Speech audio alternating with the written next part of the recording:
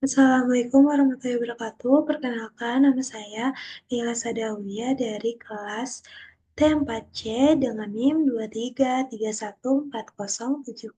2331407001110079. Di sini saya akan menjelaskan tentang keamanan sistem informasi. Mengapa kita harus melakukan login di akun media sosial kita? Karena hal tersebut adalah mekanisme dasar dari keamanan sistem informasi. Nah, komponen dasar dari keamanan sistem informasi itu ada tiga. Yang pertama adalah authentication, yang kedua adalah authorization, yang ketiga adalah accounting. Nah, authentication ini adalah proses verifikasi identitas pengguna untuk memastikan pengguna pengguna sistem adalah orang yang mereka klaim. Nah, cara kerjanya gimana sih? Nah, cara kerja umum authentication ini adalah satu, pengguna memasukkan username dan password. Sistem akan mencocokkan password yang dihash dengan yang tersimpan di database. Jika cocok, sistem melanjutkan ke langkah berikutnya yaitu OTP. Nah, langkah OTP ini biasanya kita sebut sebagai two-factor authentication. Nah, jenis authentication ini apa aja sih? Nah, jenis authentication ini ada tiga. Yang pertama single factor authentication, yang kedua two factor authentication, yang ketiga multi factor authentication. Nah, single factor authentication ini biasanya pengguna memasukkan password. Nah, selanjutnya two factor authentication ini seperti pengguna menambahkan nomor telepon. Nah, sehingga sistem akan memberikan OTP ke nomor telepon yang sudah dia cantumkan ke akun dia. Nah, atau nomor telepon atau email. Nah, biasanya juga tuh faktor authentication ini berupa OTP atau token. Sedangkan selanjutnya yaitu multi-factor authentication. Nah, multi-factor authentication ini biasanya kombinasi antara apa yang kamu punya, apa yang kamu miliki, atau itu kamu. Nah, apa yang kamu punya itu, apa yang kamu tahu itu seperti username dan password. Nah, apa yang kamu punya itu seperti OTP dan token yang sudah terkirim dari sistem ke email atau nomor telepon kalian.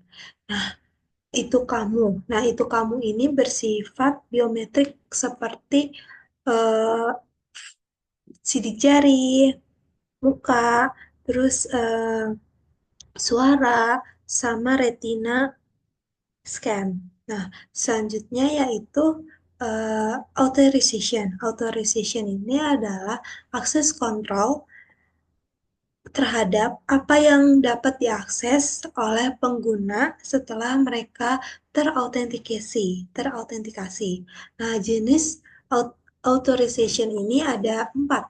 Yang pertama, role-based access control. Yang kedua, attribute-based access control. Yang ketiga, mandatory access control. Yang keempat, discretionary access control. Saya akan menjelaskan satu persatu tentang authorization.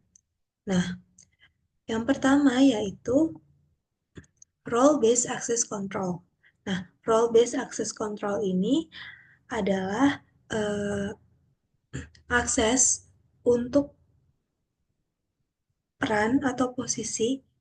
Contohnya itu seperti sistem akademik. Nah, sistem akademik kan biasanya uh, ada pembagian antara mahasiswa dan dosen. Nah, kalau kita ingin registrasi juga biasanya kita pilih kita mau registrasi sebagai mahasiswa atau dosen.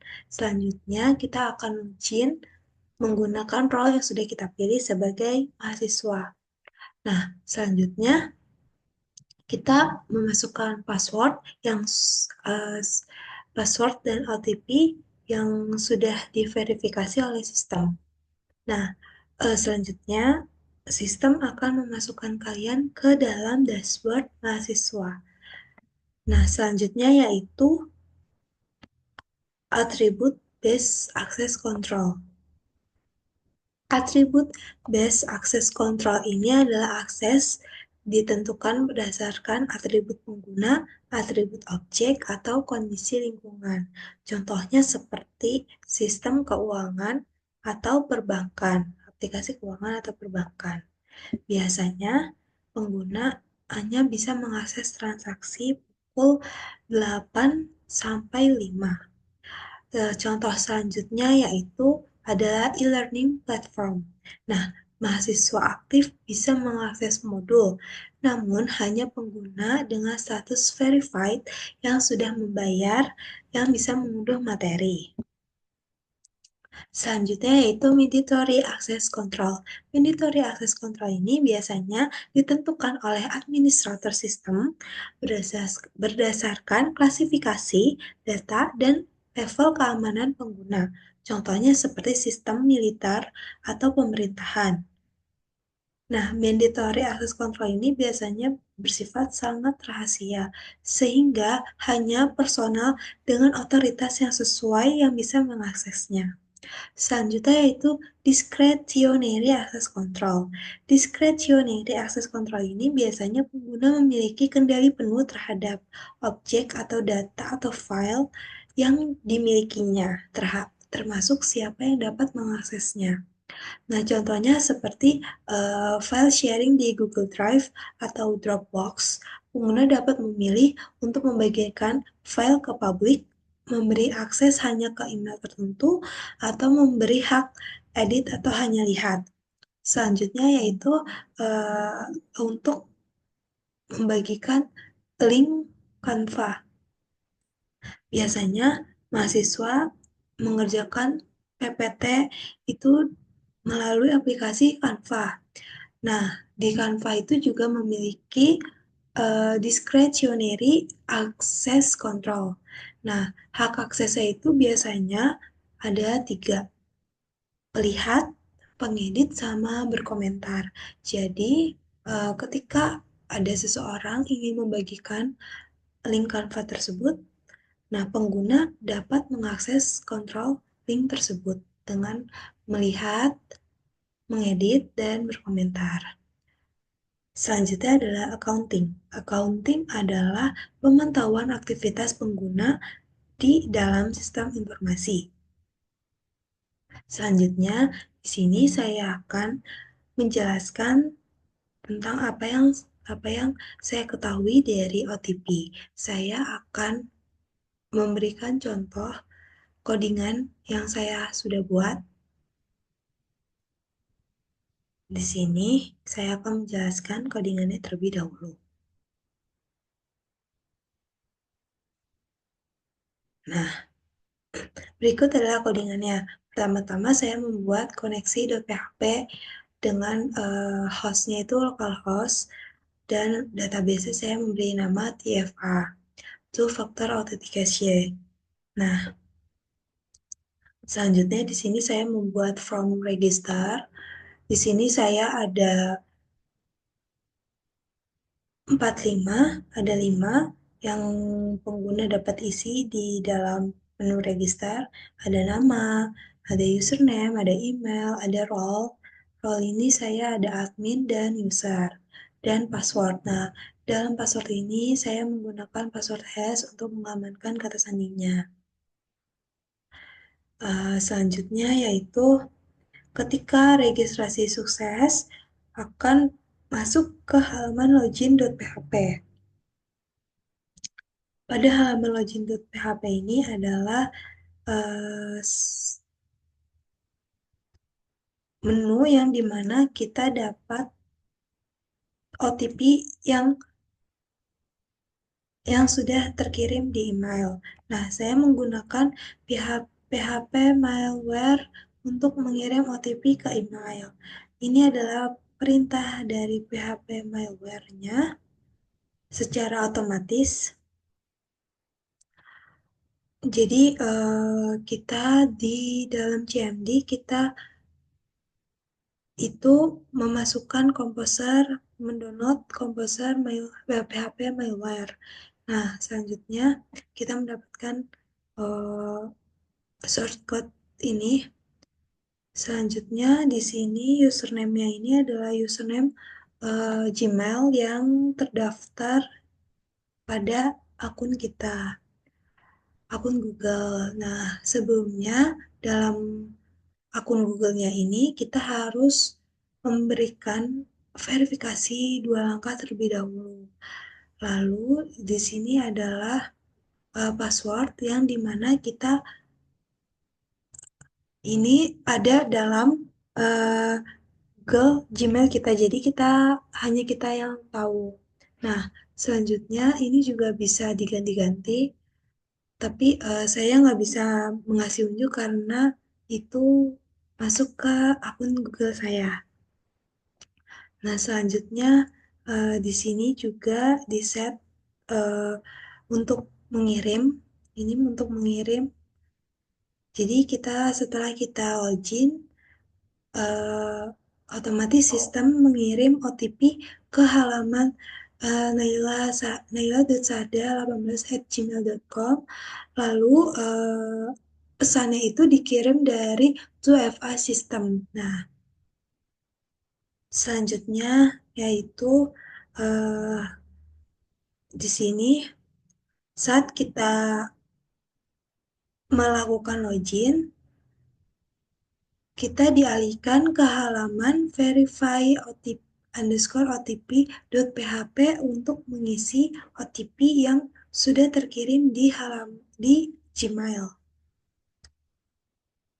Nah, kalau misalkan gagal, username atau ini gagal, ada muncul alertnya juga.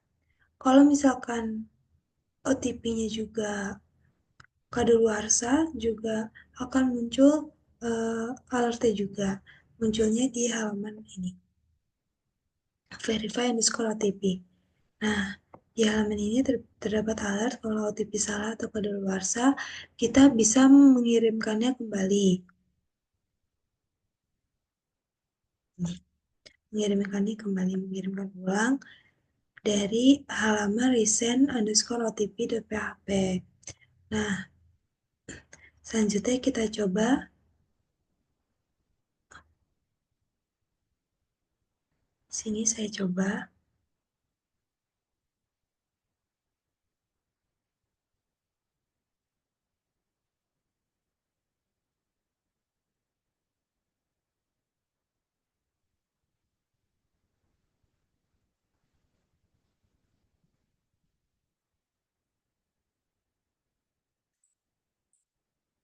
Ini adalah codingan saya, di mana kita register. Oh ya, untuk halaman Gmail yang bisa terdaftar OTP-nya ini, saya memberikan role-nya ini adalah user. Nah, kalau misalkan kita sebagai ya,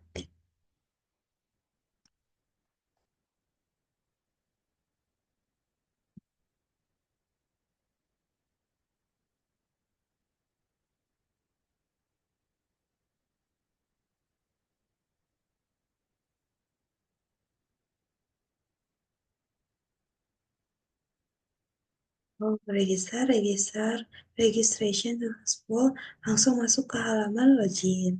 Nah, tapi sebelumnya karena di codingan saya yang terdaftar hanya akun naila.sahda@gmail.com, maka OTP hanya masuk ke dalam Gmail naila.sahda18@gmail.com. Karena pada Gmailnya kita harus melakukan verifikasi dua langkah terlebih dahulu.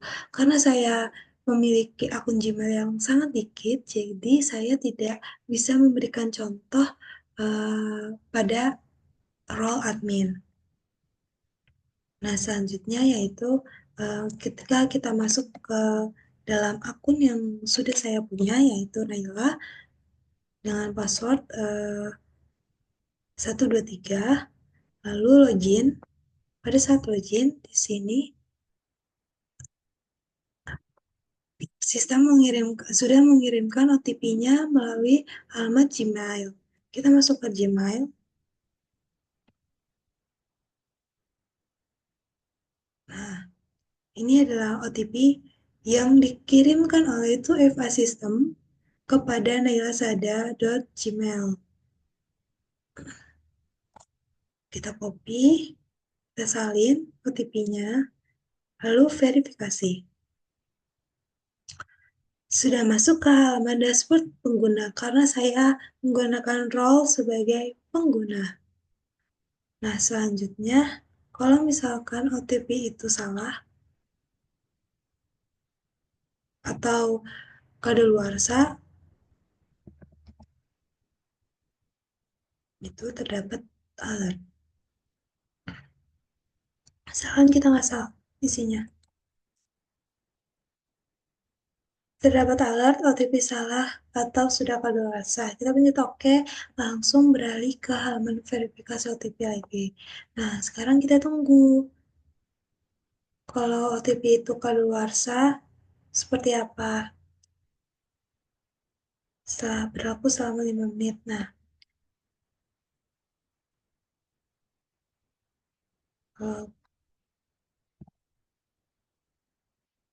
setelah 5 menit,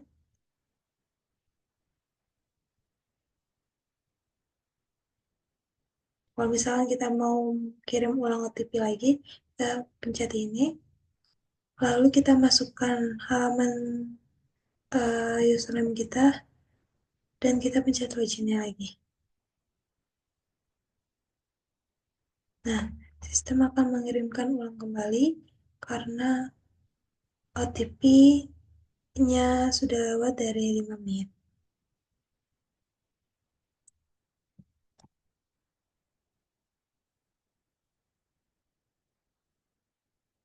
Nah, seperti itu.